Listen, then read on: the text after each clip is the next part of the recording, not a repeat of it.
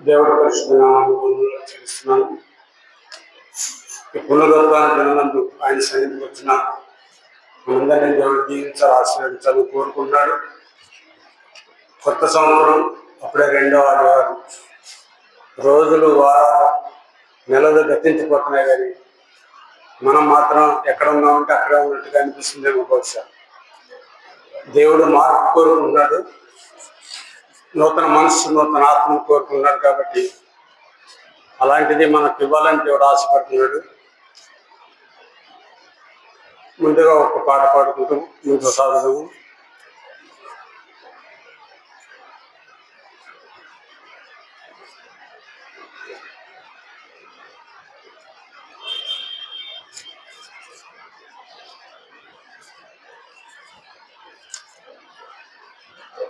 ఊహకు మించిన కృప చూపించిన పాట కదా.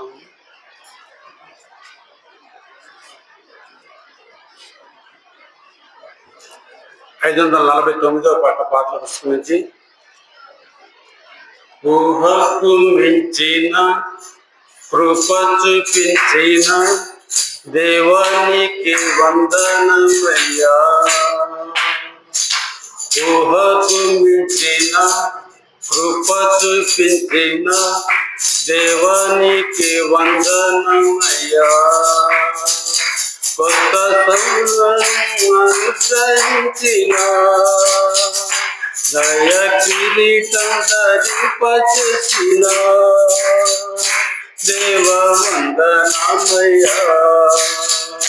స్తుతింతు యేసయ్యా, దేవ వందనమయ్యా. స్తుతింతు యేసయ్యా. ఊహకు మించిన కృప చూపించిన దేవానికి వందనమయ్యా. ఏ తెగులైనా నా ఇంట లేకుండా, ఆపదలేవి నా వెంట రాకుండా, ఏ తెగులైనా నా ఇంట లేకుండా, ఆపదలేవి నా వెంట రాకుండా, ఆవరించవు ఆదుకున్నావు, ఆదరించవు ఆకుడయ్యవు, ఆవరించవు ఆదుకున్నావు, ఆకుడయ్యవు. కంటికి రెప్పలాగా నన్ను కాచావు, ఇమ్మని చెప్పేలోగా అక్కడ తీసావు. కంటి రెప్పలాగా నన్ను కాచావు, ఇమ్మని చెప్పేలోగా అక్కడ తీసావు. దేవ వందనమయ్యా. స్తుతింతు యేసయ్యా, దేవ వందనమయ్యా. స్తుతింతు యేసయ్యా. ఊహకు మించిన కృప చూపించిన దేవానికి వందనమయ్యా. ఊహకు మించిన కృప చూపించిన దేవానికి వందనమయ్యా. దేవుడి నామానికి మహిమ కలుగును గాక. ఇప్పుడు మనం చదివిన రిఫరెన్స్ నుంచి బైబిల్ కొన్ని మాటలు, కొన్ని నిమిషాలు మనం ధ్యానిద్దాం. మొదటి సమూయేలు గ్రంథము, సహోదరి చదివిన మాట. మొదటి సమూయేలు గ్రంథము. యెహోవా ఆత్మ నా మీదకు బలంగా దిగి వచ్చెను, నీవు వారితో కలిసి ప్రకటన చేస్తుండగా కొత్త మనసు వచ్చింది. చాలండి, కొత్త మనసు వచ్చింది. కొత్త సంవత్సరం మనలో ఎంతమందికి కొత్త మనసు వచ్చిందో. కొత్త బట్టలు కొనుక్కున్నాం, ఇల్లు చర్చిలన్నీ డెకరేషన్ చేసాం, కానీ మన ఆత్మకు కొత్తగా ఏదైనా వచ్చిందా? పాతవి గతించను, ఏదో సమస్తము నూతనమైన దేవుడు సెలవిస్తున్నాడు. ఆయన ఊహించిన అద్భుతాలు మనం చేశాడు 25వ సంవత్సరం అంతా. దాన్ని బట్టి మనం దేవుడికి కృతజ్ఞత చెల్లిస్తూ మరి పులుసునిది పాతది మనలో లేకుండా చూసుకుంటూ కొత్తగా కొత్త ఆలోచన, కొత్త తలంపులు గత సంవత్సరం మరి ఏ విషయాల్లో మనం తక్కువ జ్ఞాపకం చేసుకుంటూ ఈ నూతన సంవత్సరంలో 2026 సంవత్సరంలో దేవుడికి ఇష్టలుగా జీవించాలని దేవుడు కోరుకున్నాడు. కాబట్టి సౌలు గారికి కొత్త మనసు వచ్చింది. సౌలు గారు తెలిసేది ఇశ్రాయేలీయుల మీద మొట్టమొదటి రాజు. ఆయన సమూయేలు గారు ఆయన్ని అభిషేకించినప్పుడు ఆయనకి కొత్త మనసు వచ్చిందట. దేవుడి అభిషేకం మన మీద ఉంటే, దేవుడి ఆత్మ మనలో ఉంటే మనలో కూడా నూతన స్వభావం, నూతన బుద్ధి మనకు కలుగుతుంది. దేవుడిని మనలో నింపుకోవడానికి మనం ప్రయత్నం చేస్తూ ముందుకు సాగం. రెండో మాటగా మనం చూస్తే ద్వితీయోపదేశకాండము యాని చదివిన మాటలో ద్వితీయోపదేశకాండము 11:12 ద్వితీయోపదేశకాండము 11:12 అది ఆకాశ వర్షజలము త్రాగును, అది నీ దేవుడని యెహోవా లక్ష్యపెట్టు దేశము. నీ దేవుడని యెహోవా కన్నులు సంవత్సరాది మొదలుకొని సంవత్సరాంతం వరకు ఎల్లప్పుడూ దాని మీద ఉన్న చాలండి. అది ఆకాశ వర్షజలం తాగును. దేవుడిచ్చే మన్నా మనం తింటూ ఉన్నాం, ఆయన ఇచ్చే జలాలు తాగుతున్నాం. అది అంటే మనమని గుర్తుంచుకోవాలి. అప్పుడు కనాను దేశం గురించి దేవుడు చెప్పాడు, కానీ ఇప్పుడు మనతో మాట్లాడుతున్నాడు. కాబట్టి దేవుడు ఆకాశ వర్షజలం మనం తాగుతానికి ఇస్తున్నాడు. అది నీ దేవుడనే యెహోవా లక్ష్యపెట్టు దేశము. అది అన్న దగ్గర మనం అనుకోవాలి. ఆయన లక్ష్య పెడుతున్నాడు మనం. ఆయన లక్ష్య పెట్టకపోతే ఏనాడో మనం నశించిపోయేవారు. కాబట్టి ఆయన లక్ష్య పెడుతూ అనుదినము విలాపవాక్యాలు మనం చూస్తున్నప్పుడు ఆయనతో కొత్తగా వాత్సల్యం పుడుతుందట. మనుషుల ప్రేమ అయితే ఒకరోజు ప్రేమిస్తారు, ధనం ఉంటే ప్రేమిస్తారు, ధనం లేకపోతే మళ్ళీ మన దగ్గరికి రాదు. అంత స్వార్థపూరితమైన ప్రేమలు. కానీ దేవుడి ప్రేమ అది వాత్సల్యత ఎప్పుడు ఎడతెగంది. నీ దేవుడని యెహోవా లక్ష్యపెట్టు దేశము, నీ దేవుడని యెహోవా కన్నులు, ఆయన కన్నులు సంవత్సరాది మొదలుకొని సంవత్సరాంతం వరకు 25వ సంవత్సరం జనవరి 1వ తేదీ నుంచి డిసెంబర్ 31 వరకు కాచి కాపాడు. 26వ సంవత్సరం మనం ప్రవేశించాం. మరి సంవత్సరాది మొదటి నుంచి అంతం వరకు ఆయన కాపాడే దేవుడు. కాబట్టి సంవత్సరాంతం వరకు ఎల్లప్పుడూ దాని మీద ఉండదు. మన మీద దేవుడు కన్నులు ఉంటాయని దేవుడు మనకు జ్ఞాపకం చేస్తున్నాడు. అయితే మన కన్నులు దేవుని వైపు చూస్తున్నాయా, భూలోకం వైపు చూస్తున్నాయా మనం చూసుకోవాలి. ఈ లోకంలో ఏమి తిందుమా, ఏమి త్రాగుదుమా, ఏమి ధరించుకుందామా అని మనం ఎప్పుడూ ఆలోచిస్తుంటాం. కానీ దేవుడు రాజ్యం గురించి, ఆయన చేసిన ఉపకారాల గురించి ఎప్పుడైనా మనం ఆలోచిస్తున్నామనేది జ్ఞాపకం చేసుకోవాలి. ఆయన కన్నులు మన మీద ఉన్నాయి. మరి మన కన్నులు ఎవరి మీద ఉన్నాయో మనం చూసుకోవాలి. మరి మన చూపులు, మన తలంపులు, ఆలోచనలు దేవుడితో కలిసి అనుసంధానం చేసుకుంటే దేవుడు మనం తప్పక జీవిస్తాడు, ఆశీర్వదిస్తాడు. కాబట్టి పోయిన సంవత్సరం ఆశీర్వాదాలు నాకు చాలు అని మనం ఎవరు అనుకోకూడదు. ఈ సంవత్సరం కొత్త ఆశీర్వాదాల కోసం మనం ఎదురు చూడాలి, కొత్త దీవుల కోసం మనం ఎదురు చూడాలి. దేవుడు అప్పుడు మనం దీవిస్తాడు, ఆశీర్వదిస్తాడు. ఇప్పుడు మనం చదివిన కీర్తన భాగం, కీర్తనలో 165వ కీర్తన 10-11 వచ్చినారు. కీర్తన 65, 10, 11.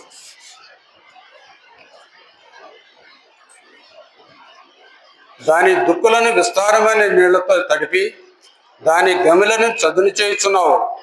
వానజల్లు చేత దాన్ని పదును చేయుచున్నావు. అది మొలకెత్తగా నీవు దాన్ని ఆశీర్వదించుచున్నావు. సంవత్సరమును నీ దయాకిరీటం ధరింపజేస్తున్నావు. నీ జాడలు సారము వెదజల్లుచున్నవి. మరి సంవత్సరం అనే దయాకిరీటం. మనకంటే గనులు, గొప్పవారు, పెద్దలు, ఉన్నతమైన వారు, ఉద్యోగస్తులు, ధనం కలిగిన వారు ఎంతోమంది 2025 సంవత్సరంలో మరి మట్టికి మన్నైపోయారేమో. దేవుడు మనల్ని సజీవ లెక్కలో ఉంచి మరి ఆయన మనం లక్ష్య పెట్టబట్టి ఈ 2026 సంవత్సరాన్ని దయాకిరీటంగా మనకి ఇచ్చారు. ఆ కిరీటాన్ని మనం కాపాడుకోవాలి. సంసోని గొప్ప బలాఢ్యుడు, న్యాయాధిపతులు మనం చూస్తాం. ఆయన్ని ఇశ్రాయేలు న్యాయాధిపతులుగా వచ్చారు. అయితే ఆయన ఆ దేవుడి ఏర్పాటు సంకల్పాన్ని మర్చిపోయి శరీర వ్యామోహాలలో పడిపోయి తనకిచ్చిన దీవుల ఆశీర్వాదాలన్నీ కోల్పోయి లాస్ట్కి బందీ గృహంలో తిరగలిసిరేవాడుగా బానిస బతికి అక్కడ చచ్చిపోతాడు. మనం అలా ఉండకూడదండి. దేవుడు మనల్ని బట్టి నేను అనవసరంగా వెళ్ళలేదు, నా రక్తాన్ని చెల్లించాను, నా రక్తానికి విలువ లేకుండా చేస్తున్నాడని మనల్ని బట్టి దేవుడు విచారపడకూడదు, దుఃఖపడకూడదు. కాబట్టి ప్రేమైన దేవుడు బిడ్డలమైన మనం జాగ్రత్తగా ఉంటూ ఆయన ఇచ్చిన ఆ మహిమను మనం కోరుకోకుండా మరి నూతనంగా అనుదినం మనం ఆయనలో కొత్త ఆలోచనతో ఉండాలని దేవుడు కోరుకున్నాడు. కాబట్టి అలాంటి కృప మనకి ఇవ్వాలని మనం ఆలోచన పెట్టుకుందాం, దేవుడితో సహవాసం కలిగి ఉందాం. యెషయా గ్రంథం 43వ అధ్యాయము 18-19 వచనాలు. మునుపటి వాటిని జ్ఞాపకం చేసుకొనకడి, పూర్వకాలపు సంగతులను తలంచుకొనకడి. ఇదిగో నేను ఒక నూతన క్రియ చేస్తున్నాను, ఇప్పుడే అది మొలుచును, మీరు దాన్ని ఆలోచింపరా. చాలు, మునుపటి వాటిని జ్ఞాపకం చేసుకుని 2025 సంవత్సరంలో ఒకవేళ కొన్ని బాధలు, దుఃఖులు, ఇబ్బందులు మనకు కలిగి ఉండొచ్చు. వాటిని జ్ఞాపకం చేసుకోకూడదంట, ఎప్పటికప్పుడు మర్చిపోవాలి. 103వ కీర్తన మనం చదివితే ఆయన చేసిన ఉపకారంలో దేనిని మరవద్దని, ఆయన చేసిన ఉపకారం మనం జ్ఞాపకం చేసుకుంటూ ఆయన్ని స్మరిస్తూ ఆరాధిస్తూ ముందు సాగాలి.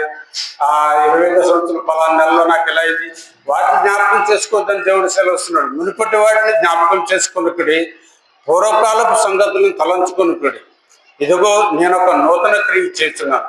దేవుడు ఈ నూతన సంవత్సరం మనకి ఒక నూతన క్రియ చేస్తానని దేవుడు సెలవుస్తున్నాడు.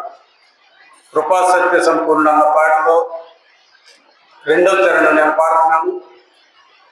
నూతన క్రియను చేయుచున్నానని నీవు సెలవీయగా, నా ఎడారి జీవితమే సుఖ సౌఖ్యము కాదు. నూతన క్రియను చేయుచున్నానని నీవు సెలవీయగా, నా ఎడారి జీవితమే సుఖ సౌఖ్యము కాగా, నా అరణ్య రోదన ఉల్లాసముగా మారిపోయేదే. నా అరణ్య రోదన ఉల్లాసముగా మారిపోయేదే.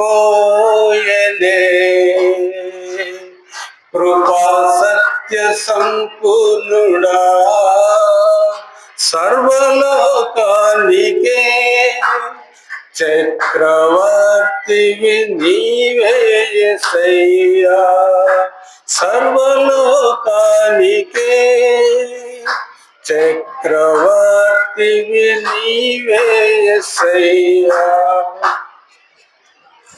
విలాప వాక్యములు 3వ అధ్యాయము 22వ వచనం.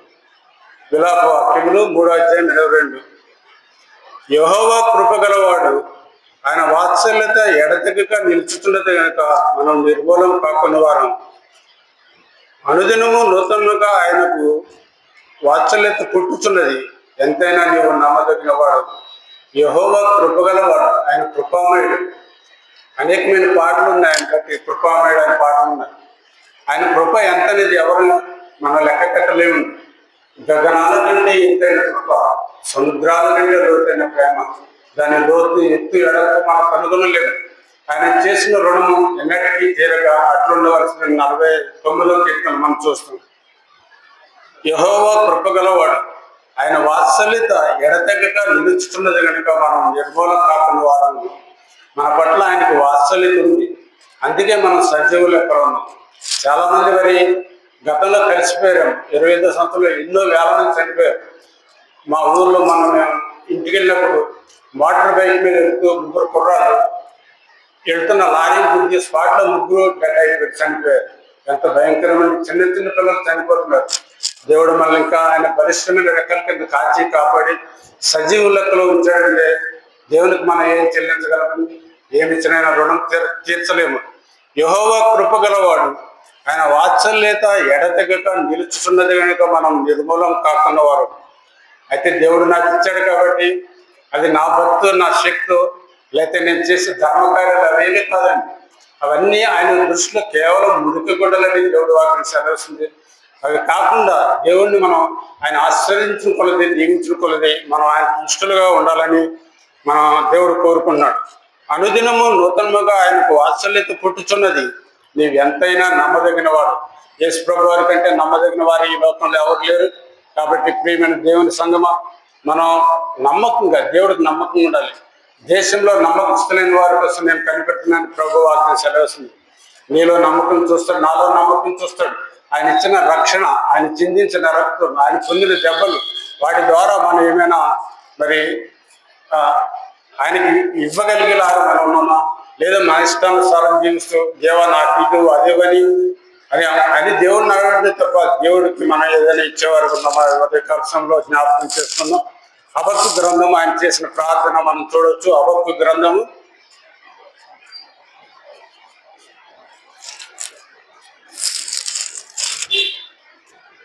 3వ అధ్యాయము 1వ వచనం. హబక్కు 3:1. ప్రవక్తకు హబక్కు చేసిన ప్రార్థన వాద్యములతో పాడదగినది. యెహోవా నిన్ను గుర్చిన వార్త విని నేను భయపడుచున్నాను. యెహోవా సంవత్సరములు జరుగుచుండగా నీ కార్యములు నూతనపరచుము. సంవత్సరములు జరుగుచుండగా దానిని తెలియజేయము. కోపించుచునే వాత్సల్యమును జ్ఞాపకం తెచ్చుకోండి. సంవత్సరాలు జరుగుతుండగా ఆయన కార్యాన్ని నూతనపరచమని హబక్కు భక్తులు అడుగుతున్నాడు.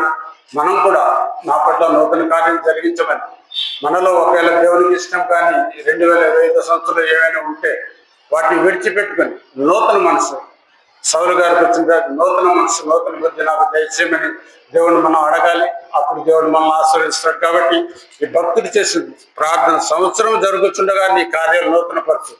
సంవత్సరాలు జరిగిపోతున్నాయి, ఆయన కార్యాలు నూతనం అవుతున్నాయి, కానీ మనలో నూతనత్వం ఉందా లేదనేది మనం దయచేసి జ్ఞాపకం చేసుకుందాం.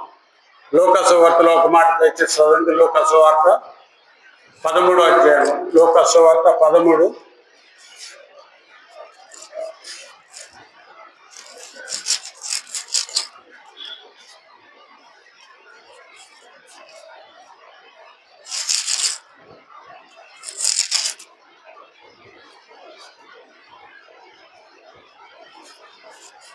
క్షమించండి, యోహాను సువార్త 13వ అధ్యాయం.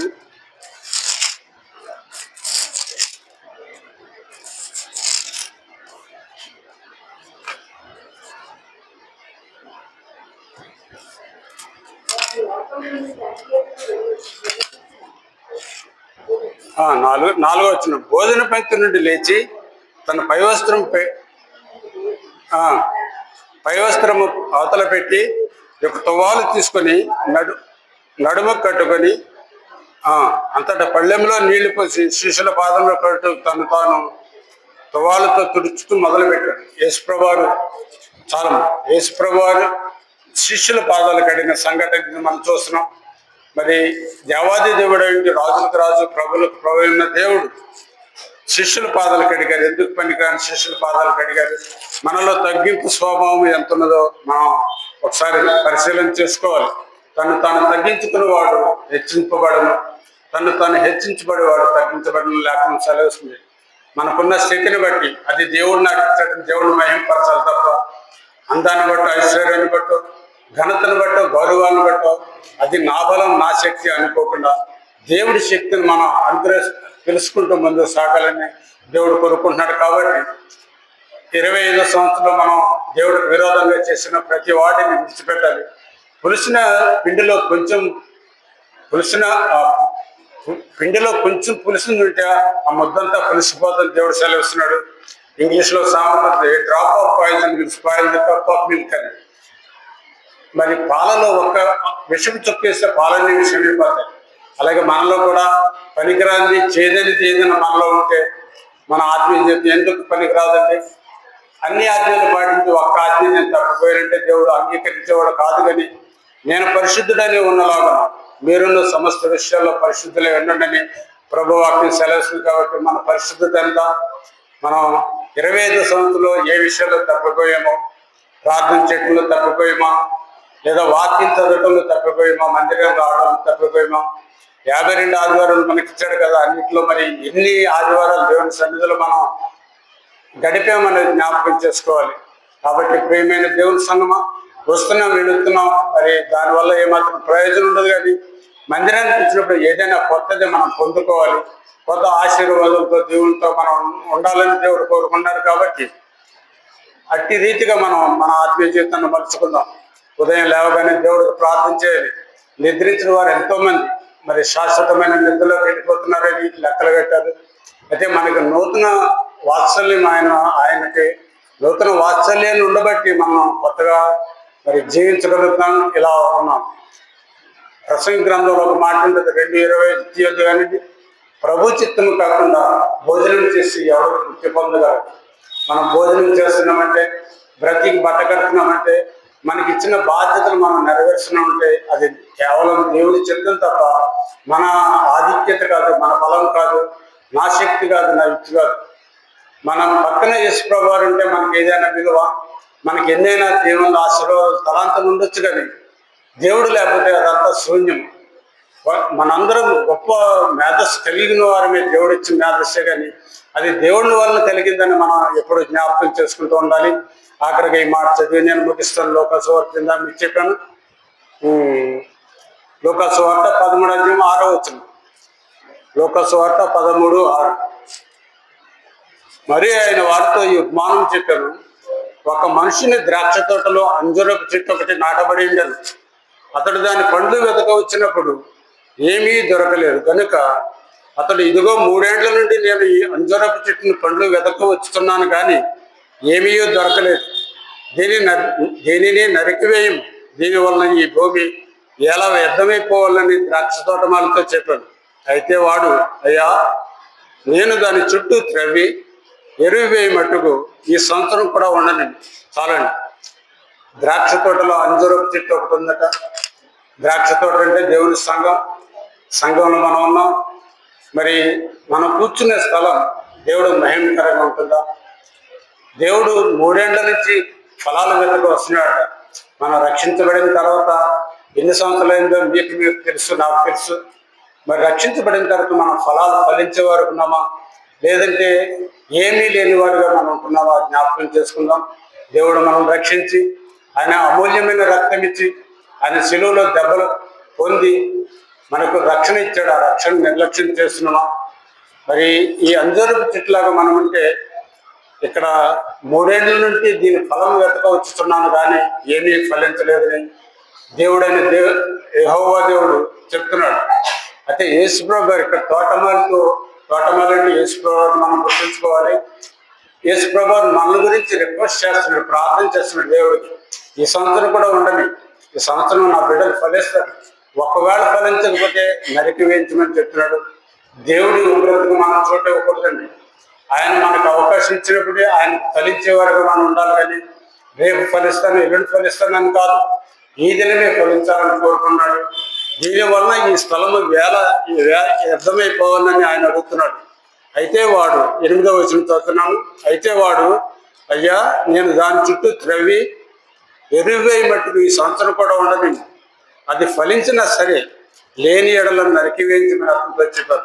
యేసు ప్రభువు మన కోసం దేవుడు కుడిపార్శ్వాన కూర్చొని అనుదినము మన కోసం విజ్ఞాపన చేస్తున్నాడు.